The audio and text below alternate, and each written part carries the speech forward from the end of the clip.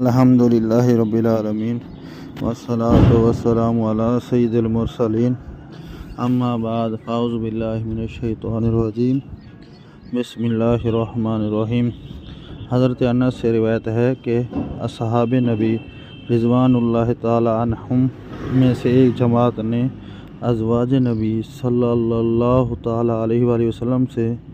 آپ صلی اللہ علیہ وآلہ وسلم کے گھریلو اعمال کے بارے میں سوال کیا،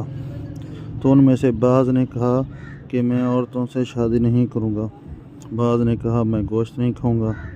بعض نے کہا میں بستر پر نیند نہیں کروں گا۔ تو آپ صلی اللہ علیہ وآلہ وسلم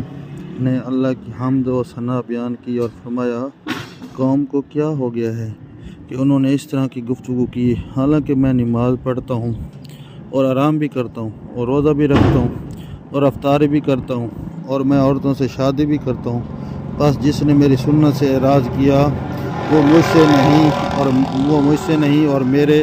طریقے پر نہیں ہے۔